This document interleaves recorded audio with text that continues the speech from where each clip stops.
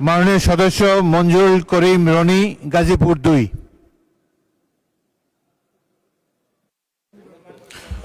বিসমিল্লাহির রহমানির রহিম। মাননীয় স্পিকার, আপনাকে ধন্যবাদ এবং অভিনন্দন। শুকরিয়া আদায় করি মহান আল্লাহ তাআলার প্রতি। আপনার সময় 6 মিনিট। ধন্যবাদ মাননীয় স্পিকার। শুকরিয়া আদায় করি মহান আল্লাহ তাআলার প্রতি, যিনি আমাকে এই মহান সংসদে আসার তৌফিক দান করেছেন, এবং গভীর শ্রদ্ধা ভরে আজ স্মরণ করছি স্বাধীনতার ঘোষক শহীদ রাষ্ট্রপতি জিয়াউর রহমান বীরোত্তমকে এবং সাবেক 3 বারের প্রধানমন্ত্রী আপসহীন দেশনেত্রী বেগম খালেদা জিয়াকে। বিশেষভাবে কৃতজ্ঞতা প্রকাশ করছি আজকে সংসদ নেতা ও মাননীয় প্রধানমন্ত্রী জনাব তারেক রহমানের প্রতি, যিনি আমাকে ধানের শীষ হাতে তুলে দিয়ে এই সংসদে আসার সুযোগ করে দিয়েছেন। আমি স্মরণ করছি আমার প্রয়াত বাবা, সাবেক মন্ত্রী এবং সাবেক মেয়র, বিএনপির ভাইস চেয়ারম্যান অধ্যাপক এম মান্নানকে, যিনি স্বৈরাচার হাসিনার নির্মম নির্যাতনের শিকার হয়ে আজকে এই পৃথিবী থেকে চলে গেছেন। মাননীয় স্পিকার, আমি আরো স্মরণ করছি 1971 এর মহান মুক্তিযুদ্ধে যারা শহীদ হয়েছেন এবং 2024-এর জুলাই আন্দোলনে আমরা যাদেরকে হারিয়েছি, যারা শহীদ হয়েছেন। ধন্যবাদ জানাই আমার নির্বাচনী এলাকার সর্বস্তরের জনগণকে, যারা আমাকে ভোট দিয়ে তাদের পক্ষ হয়ে কথা বলার জন্য এই সংসদে পাঠিয়েছেন। মাননীয় স্পিকার, গত সপ্তাহে এই সংসদে আমরা যে দৃশ্য দেখলাম, যে আমাদের মাননীয় বিরোধী দলীয় নেতা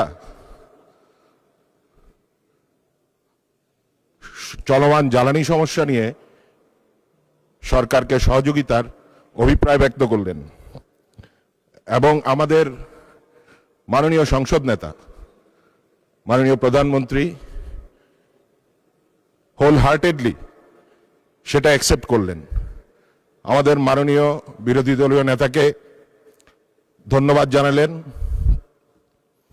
এবং আমাদের বিরোধী দলের সকল সদস্যদেরকে উনি ধন্যবাদ জানালেন।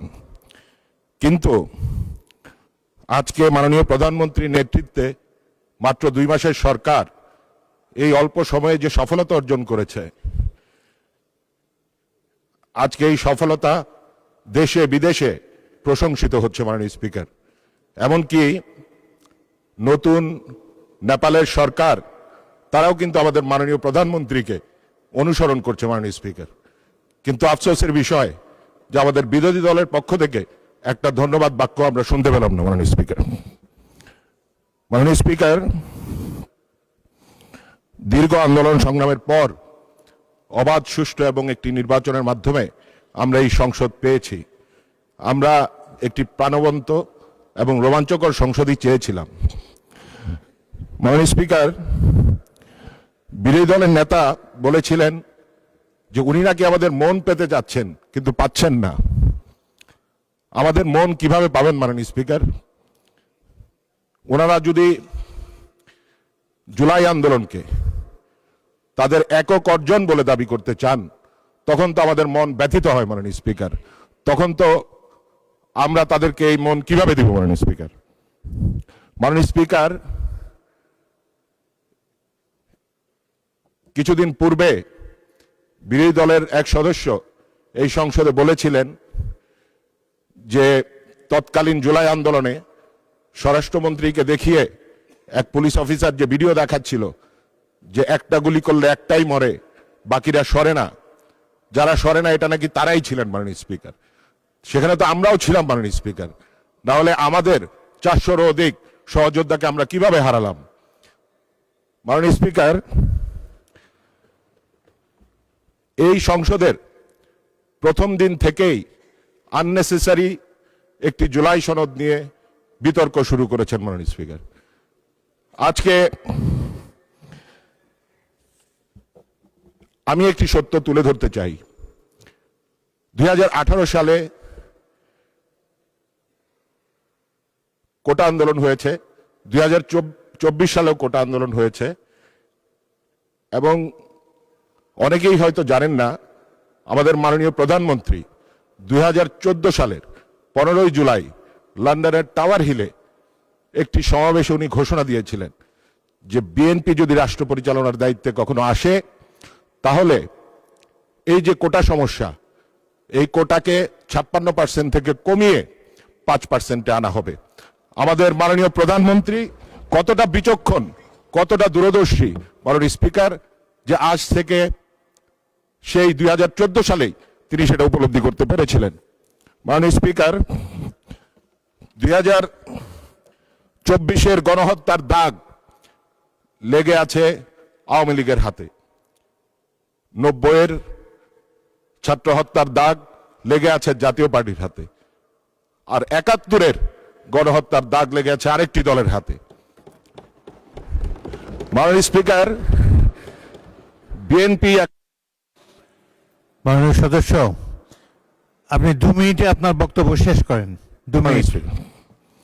মাননীয় স্পিকার, বিএনপি একমাত্র দল যাদের হাতে কোনো রক্তের দাগ নেই। বিএনপি হচ্ছে বাংলাদেশের মানুষের আশ্রয়স্থল এবং বিএনপি গণমানুষের অধিকার নিয়ে, গণতন্ত্র নিয়ে কাজ করে, এবং আজকে আমাদের গর্ব করা উচিত যে আমরা এমন একজন প্রধানমন্ত্রী পেয়েছি যিনি নিরলসভাবে এই বাংলাদেশের মানুষের জন্য কাজ করে যাচ্ছেন। মাননীয় স্পিকার, আমরা দীর্ঘ 17 বছর রাজপথে ছিলাম। আই রিপিট, মাননীয় স্পিকার, 17 বছর। এখানে আমার ডান পাশে যারা বিরোধী দলের সদস্যরা আছেন তাদের অনেকের রাজনৈতিক ক্যারিয়ারও হয়তো 3-4 বছরের বেশি নয়। তো মাননীয় স্পিকার, আমাদেরকে রাজপথের হুঙ্কার দিয়ে রাজপথে আন্দোলনের কথা বলে লাভ নেই। আপনারা যদি আমাদের মন পেতে চান তাহলে ওপেন হার্ট নিয়ে আসুন, ইনশাল্লাহ আমরা সকলে মিলে একসাথে এই বাংলাদেশকে করব। আপনাকে মাননীয় স্পিকার ধন্যবাদ জানাই। আমি আমার নির্বাচনী আসন গাজীপুর 2, 8,04,333 জন ভোটার নিয়ে গাজীপুর 2 আসনটি বাংলাদেশের সর্বোচ্চ ভোটার সংখ্যা। রাষ্ট্রের বড় বড় প্রতিষ্ঠান নিয়ে এদেশের অন্যতম শিল্পনগরী। এটি উত্তরবঙ্গের সাথে ঢাকার গেটওয়ে। গাজীপুরে আছে উন্নয়নের নামে বিগত ফ্যাসিস্ট সরকারের লুটপাটের নিদর্শন বিআরটি প্রকল্প, যা বর্তমানে গলার কাটা হয়ে দাঁড়িয়েছে। এটাকে দ্রুত অপসারণ করা দরকার, কারণ এটা যানজট, দুর্ঘটনা স্থানে পরিণত হয়েছে।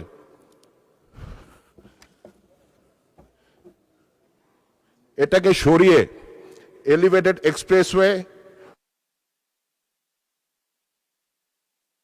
ধন্যবাদ মাননীয় সদস্য। আচ্ছা, 1 মিনিটে শেষ করেন। মাননীয় স্পিকার, আরো মাননীয় স্বরাষ্ট্রমন্ত্রীকে অনুরোধ করছি, মাদকের বিরুদ্ধে আমাদের মাননীয় প্রধানমন্ত্রী যে 0 টলারেন্স নীতি ঘোষণা করেছেন তার আওতায় গাজীপুরকে বিশেষ নজর দিতে।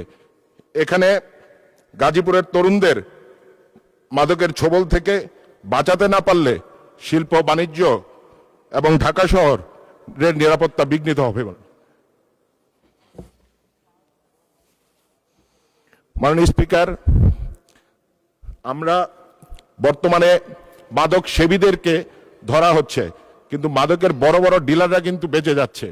তো সুতরাং আমি মাননীয় স্বরাষ্ট্রমন্ত্রীকে অনুরোধ করব যে একটা পলিসি করার জন্য, যেন ড্রাগ ট্রাফিকিংকে আমরা কন্ট্রোল করতে পারি। মাননীয় স্পিকার, ধন্যবাদ। আসসালামু আলাইকুম।